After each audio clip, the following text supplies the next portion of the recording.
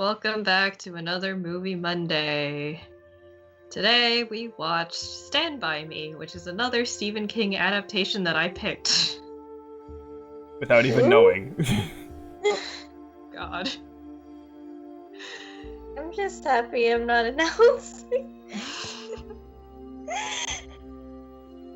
Stephen King or not. Okay, well, none of us had previously watched this, so none of us really had much going into this besides, like, the cultural, I guess, permeation of Stand By Me and the fact that it's vaguely referenced in the Kanto games, that it's on TV when you're at home. Which, now that I've watched this, I'm like, it's kind of a very odd movie to reference because it's not exactly kid-friendly. No, it really isn't. No. But Despite the fact that all the kids they actually look like kids. yeah. As opposed to, this is definitely a high schooler. Yeah, and they're like 35 years old. Andrew Garfield. God. But yeah. The thing is, like, I've heard before that this movie is, people really like this movie and that it's, like, a really interesting take on sort of, like, friendships of, boys, right?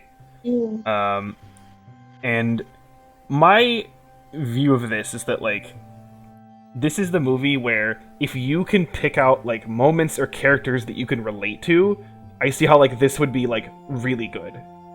Mm-hmm. But for me, it's like, there's nothing that I see that's, like, wrong with it at all. I don't think anything is done poorly. It's just, I don't really connect with anything. I don't know. And again, like, it's not, like, the movie's fault, right? It's just, that's just, so, and again, I'm kind of at this weird position where I'm like, it didn't particularly grab me a ton, but it's not like it's made poorly at all.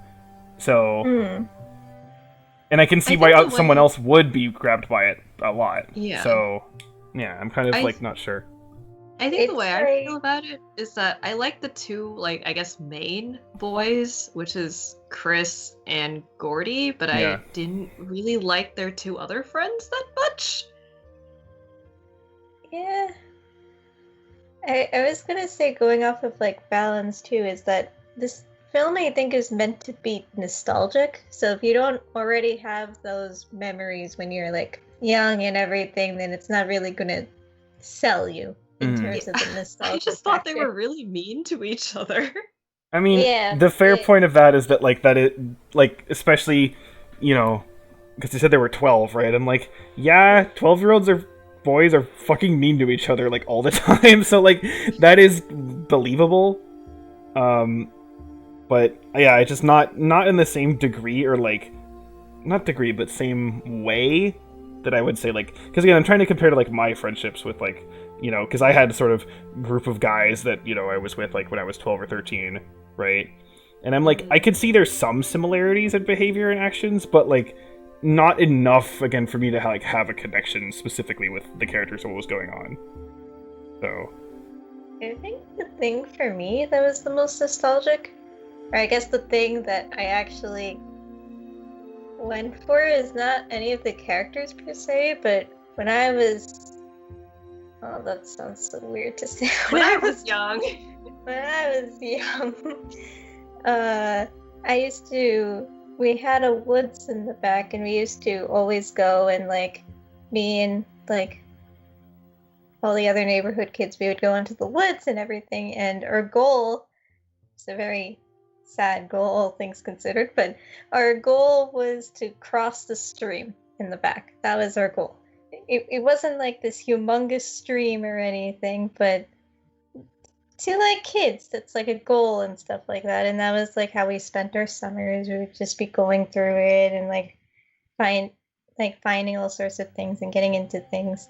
So the part of the movie that I guess connected to was the exploring part and, like, going outside of, like, I guess, your known world in that way too. That was kind of the thing. It, like, follows the movie, actually, because at the end they have to cross water. Yeah. I did not get leeches, thankfully, because as mentioned, it was a stream. Yeah, they were like, that was probably the thing that I connected to the most. I was like, oh yeah, that kind of reminds me of how we used to spend our summers and stuff like that with the dogs and everything. But that said, I do agree with what both of you are saying, where other than like Chris and Gordy, yeah, the other two characters were kind of eh. Mm-hmm. I feel like if I was a 12-year-old boy, I would have beaten them up. I did not really like them. Yeah, this definitely, because I looked this up just to check, and this came out in '86, and this really does feel like it's going for like Gen X nostalgia.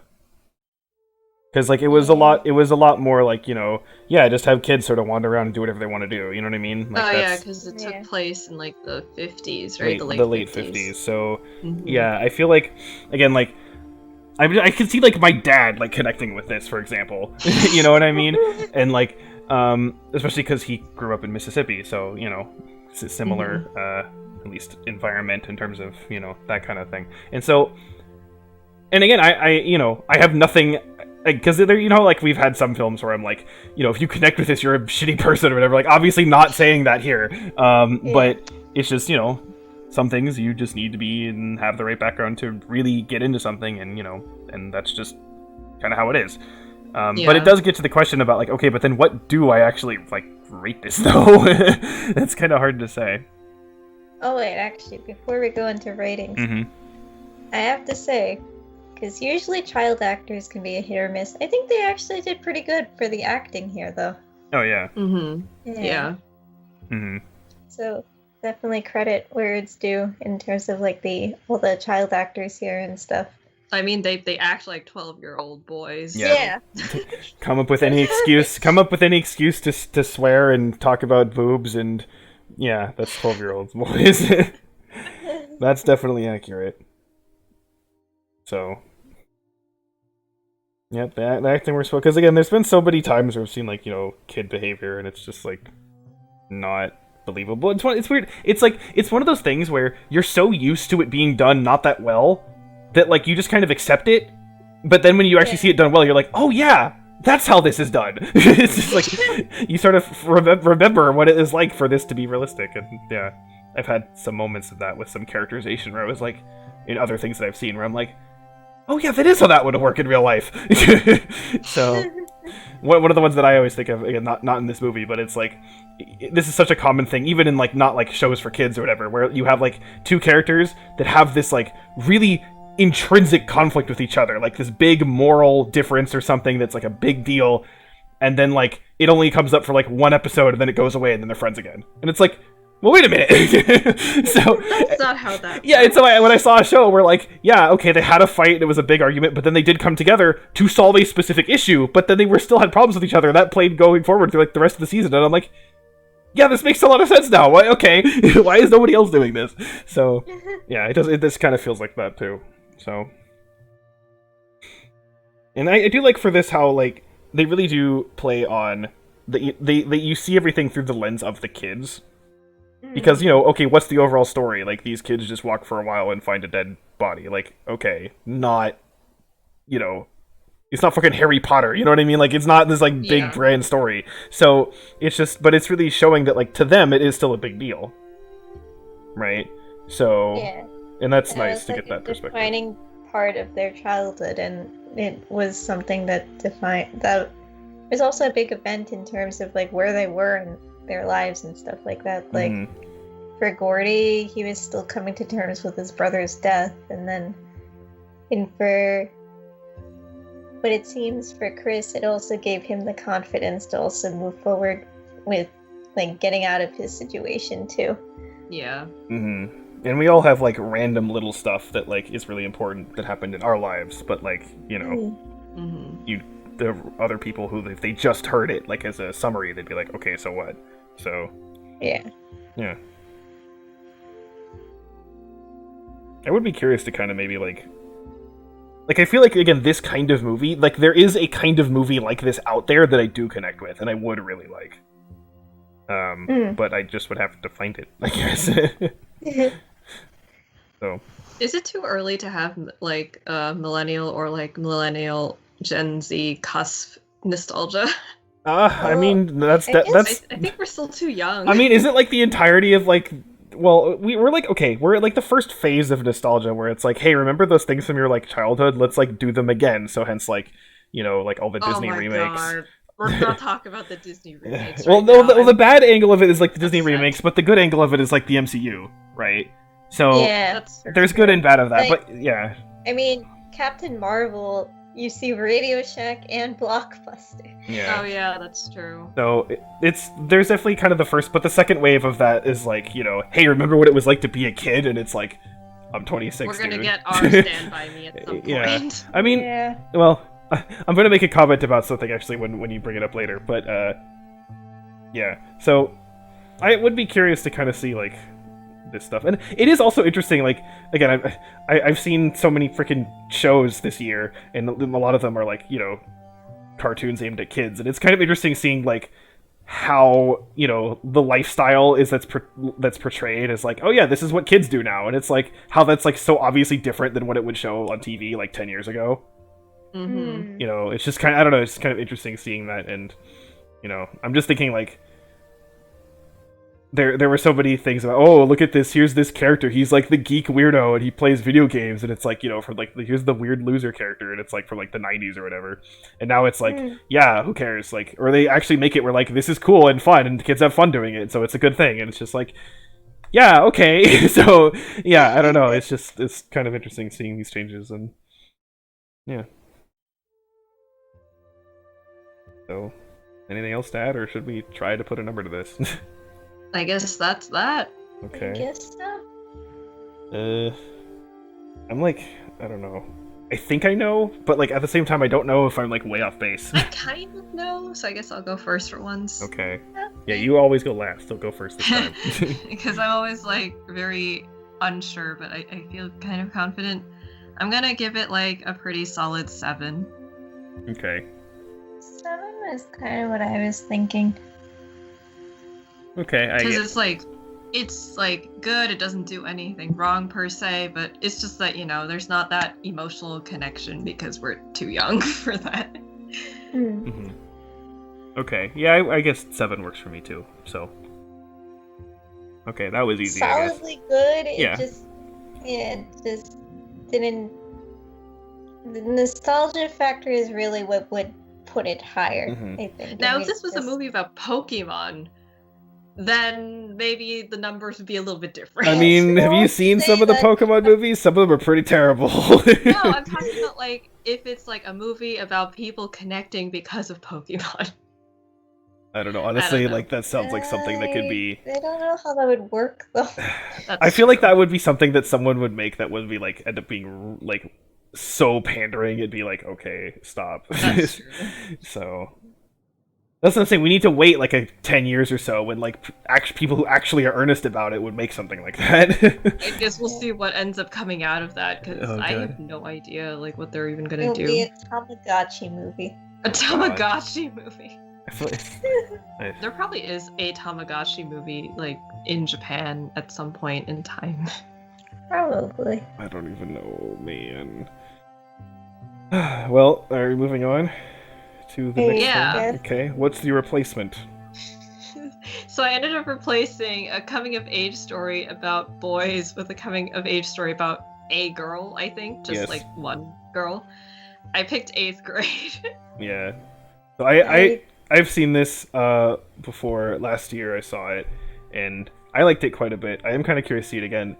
And what I was about to say was that how we were saying, you know, how like kind of nostalgia as like being a kid or whatever, like but now I'm like, well, that's kind of what this is.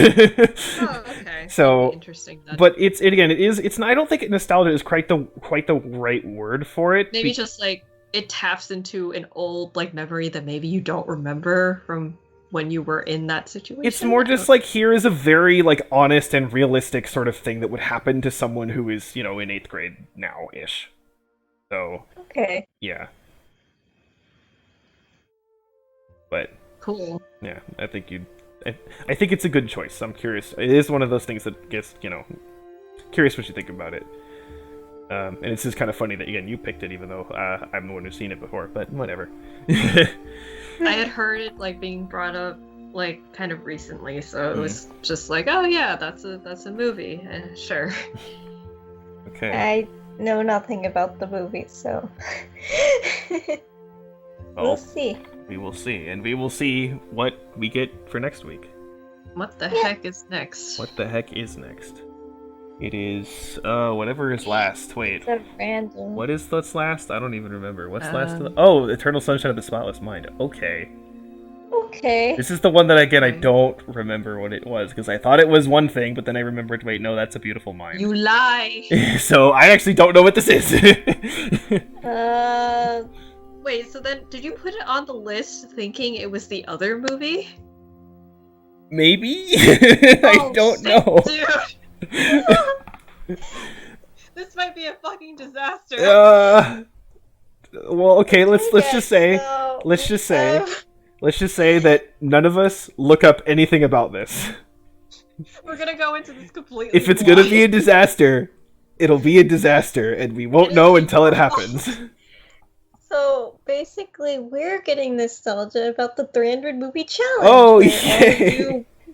Where all we knew was just the title of some of these movies, because we hadn't even heard of it. And I mean, there were some that surprised us and were much better than we thought they would be. Just the fact that you might have put this on thinking it was the other movie is the thing that blows my mind right now. Hey, they both have mind in the title. It's close enough. That doesn't mean anything. We have Edge of Tomorrow, and then you have Edge of something else on the list. Are they both gonna be edgy? No comment. Okay, well, next week we will possibly die. Woo. Bye. Bye, guys. Bye. Send help.